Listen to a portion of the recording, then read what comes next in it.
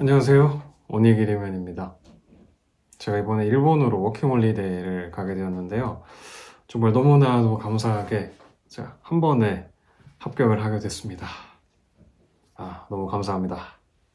근데 이번에 워홀을 준비하면서 되게 너무 어렵고 복잡하고 좀 답답했던 그런 좀 부분들을 너무 많이 겪었는데, 그 중에 가장 좀 힘들었던 부분이 이유서랑 계획서 쓰는 게 제일 힘들더라고요. 그래서 이제 일본 워홀을 준비하시는 분들에게 조금이나마 팁을 좀 드리고자 도움이 됐으면 하는 마음에 이렇게 와봤습니다. 그럼 가보실까요? 일단 제 소개를 간단하게 하겠습니다.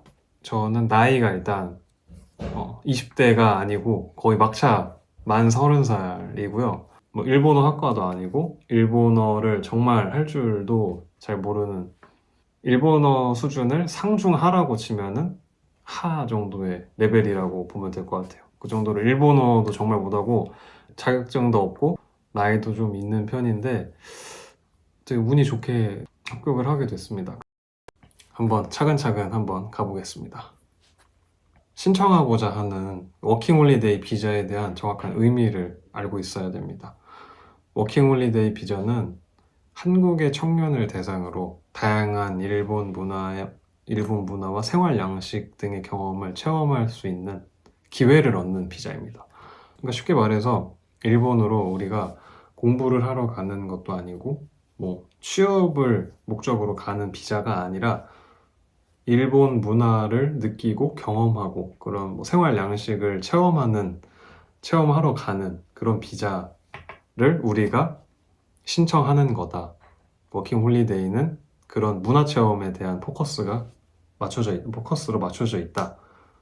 라는 거를 먼저 잘 숙지하고 이해를 하고 있어야 이유서와 계획서를 쓰는데 혼돈이 생기질 않아요. 그래서 제가 이렇게 아마 띄워드릴 건데, 저의 좀 부끄럽지만 제가 쓴 이유서와 계획서를 먼저 보여드리고 같이 한번 이야기를 해보면 좋을 것 같습니다. 먼저 이유서부터 한번 볼게요.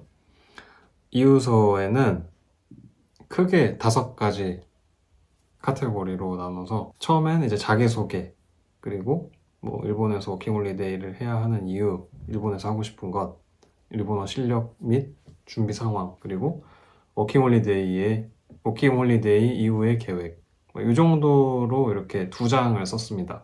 자, 차근차근 한번 살펴볼게요. 자기소개를 가볍게 합니다. 뭐, 안녕하세요. 저는 누구라고 합니다. 땡땡땡입니다.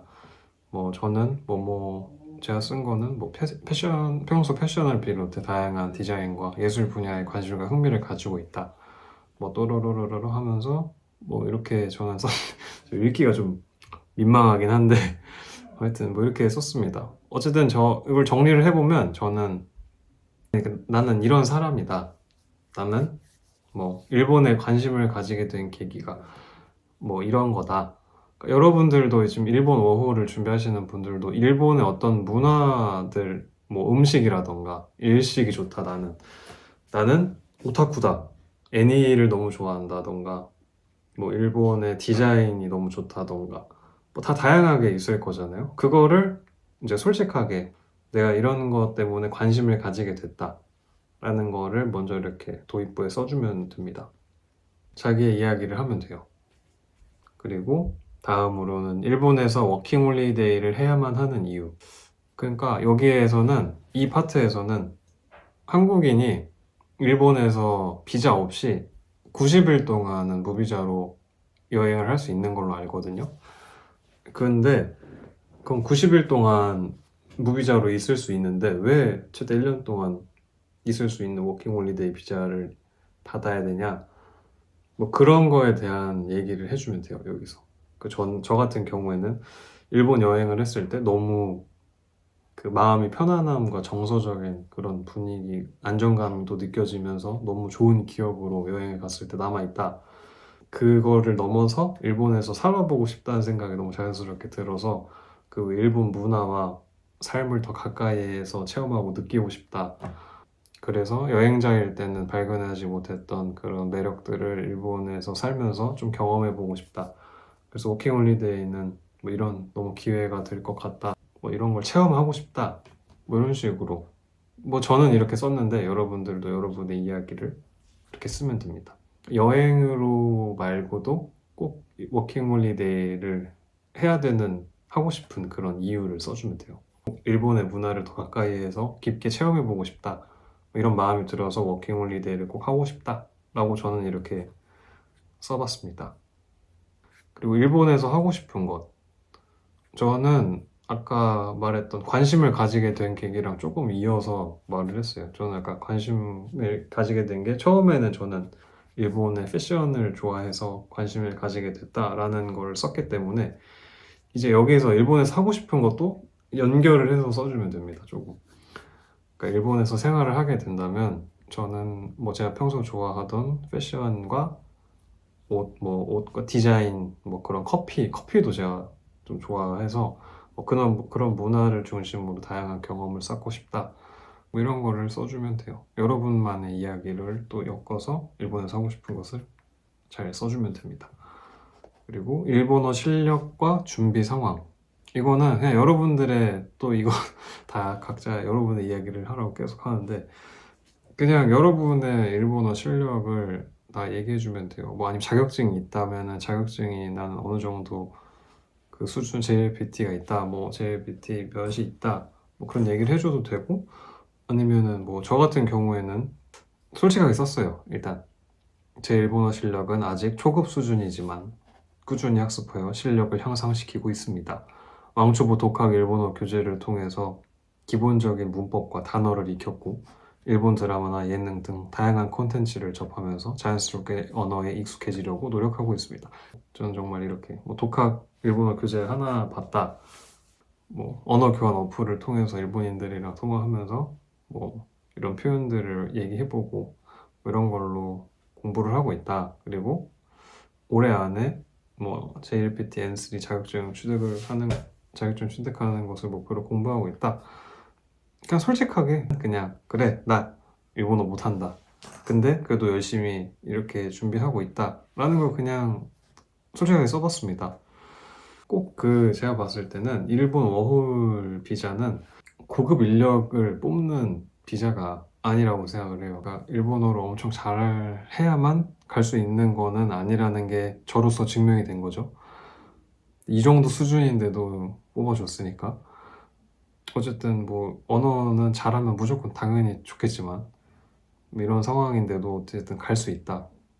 뭐 솔직하게 일단 이렇게 적었습니다. 그러니까 워킹홀리데이 비자는 엄청난 뭐 일본어 뭐 그렇게 완전히 막 유창하지 않아도 뭐 괜찮은 것 같아요. 그 문화체험에 대한 아까 말했듯이 문화체험에 대한 것이 중점이지 뭐 우리가 일본에서 엄청난 고급 인력으로서 일을 하러 가거나 그런 취업을 하러 가는 비자를 우리가 신청을 하는 게 아니기 때문에 그냥 일단 현재 상황을 솔직하게 썼습니다. 그리고 워킹홀리데이 이후의 계획. 워킹홀리데이 이후에 이러한 이런 경험들을 토대로 일본에서 느낀 경험들과 영감들과 뭐 이런 것들을 통해서 한국에 돌아와서 또 좋은 이 에너지를 가지고 열심히 살아갈 것이다 라는 느낌을 주면 되는 것 같아요. 그러니까 일본의 뭐 불법 체류에 대한 문제라던가 그런 거를 일으킬 사람이 아니다. 나는 문제를 일으킬 생각조차 없다. 일본에서의 경험을 양분 삼아서 더 발전적이고 멋진 사람이 되겠다 라는 느낌을 주는 게 좋은 것 같아요. 이 문단의 포인트라고 생각을 합니다. 그래서 정리를 해보자면 이유서에서는 뭐 일본어 실력을 늘리고 싶다던가 뭐 어떤 일을 하고 싶다던가 뭐 이런 이야기는 되도록 좀 지양하는 게 좋을 것 같아요. 아까 맨 처음에 말씀드렸던 그런 워홀 비자에 대한 취지에 맞는 거는 문화체험과 뭔가 그런 경험, 일본에서의 뭐 그런 생활 양식을 느낄 수 있는, 체험할 수 있는 그런 경험에 좀 포커스가 맞춰져 있기 때문에 공부를 하고 싶다. 그러면은 어학 비자로 와야지. 이러한 일을 하고 싶다. 그러면은 취업 비자로 와야지. 약간 이런 느낌으로 떨어질 수도 있지 않을까 싶어서 그냥 이런 문화 체험, 교류 뭐 이런 거에 포커스를 맞춰서만 이야기를 해주는 게 좀 좋은 것 같아요. 다음으로 계획서 한번 가볼게요. 답답했던 막막했던 이유서를 다 쓰고 나서 계획서를 쓰는데 계획서도 정말 좀 막막하단 말이죠. 근데 괜찮아요. 하면 됩니다. 일단 계획서. 저는 이렇게 써봤어요. 이것도 계획서도 이유서와 똑같이 그 하나의 연장선이라고 생각을 하고서 이렇게 이어서 써주면 될 것 같아요. 저는 이유서에 뭐 그런 아까 다양한 문화와 커피라든가 뭐 옷이라든가 이런 거를 느끼고 싶다, 디자인을 느끼고 싶다라고 썼으니까 계획서에도 그거와 관련된 이야기들을 풀어주면 됩니다. 네, 일본의 다양한 문화와 예술을 느끼는 시간. 그 분기별로 나눠서 이렇게 나눴는데 이렇게 많이 쓰더라고요. 그래서 저도 참고를 해서 이렇게 쓴 거긴 한데 실제로 이렇게 할 수 있을지는 잘 모르겠지만 어쨌든 이렇게 써봤어요. 분기를 4개로 나눠서 각자의 그 도시에서 무언가의 이건 문화 체험을 하고 싶다. 이렇게 써봤습니다. 2월부터 4월에는 후쿠오카에서 뭐 아까 말했던 그런 여러 디자인과 카페와 뭐 이런 거를 할 것이다. 그리고 뭐 도쿄에서는 뭐 이런 것들을 할 것이고 나고야나 뭐 이런 거 할 것이다 라고 전체적으로 뭐 이렇게 써주고 실제로 그 지역에서 뭐 일어나는 행사라던가 아니면 뭐 지명 그 실제 이름 같은 것들은 뭐 오타가 난 거 없는지 진짜 실제로 존재하는 그 이름을 잘 썼는지 이런 거 잘 체크해 주시면 되고 뭐 이런 아까 이유서에 썼던 그런 일들을 이렇게 계획서에 녹여내서 뭐 이런 걸 할 겁니다. 그런 아까 디자인과 예술, 문화를 느끼고 싶습니다. 라는 것을 여기에도 똑같이 담아봤습니다. 그리고 여기에도 똑같이 저는 아까 워킹 홀리데이 이후의 계획을 간략하게 써줬어요.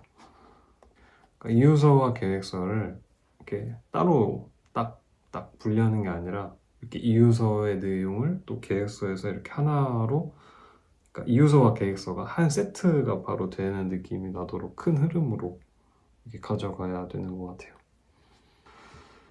이렇게 저는 이유서와 계획서를 써봤습니다.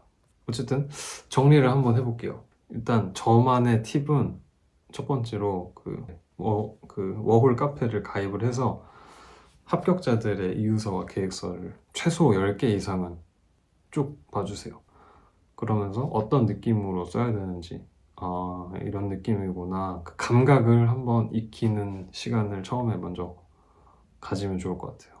그런 감각을 익히고 이제 맨 처음에 그 말씀드렸던 워킹 홀리데이 비자 취지에 맞게 내용을 잘 쓰고 있는지 작성했는지 그리고 빠진 내용은 없는지 쓰지 말아야 할 내용은 없는지 뭐 문화 체험에 그 초점을 맞춰서 잘 썼는지 이런 거를 체크를 해주시고 합격자들의 그런 서류들과 내가 쓴 이유서와 계획서에 비교했을 때 잘 작성이 된 것 같은지 그런 것도 한번 봐주시면 좋을 것 같습니다.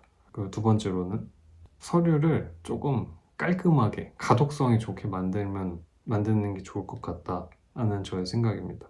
단순하게 뭔가 예쁘게 잘 꾸몄다, 디자인을 잘 만들었다라는 게 아니라 그러니까 제가 작성한 서류가 눈에 좀 이렇게 피로감을 주지 않게끔 워홀 서류들이 되게 엄청나게 많은데 이제 대사관 직원들이 하나하나 봐야 되는데 이게 깔끔하지 않고 뭔가 이게 좀 약간 레이아웃이라던가 그런 폰트라던가 전체적으로 뭔가 그 서류가 깔끔하지 않으면 좀 그 서류에 대한 호감도가 조금 떨어질 수 있지 않나.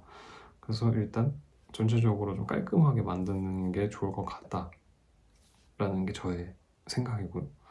여기까지 됐을 때가 이제 디자인적인 포인트를 주면 어떨까.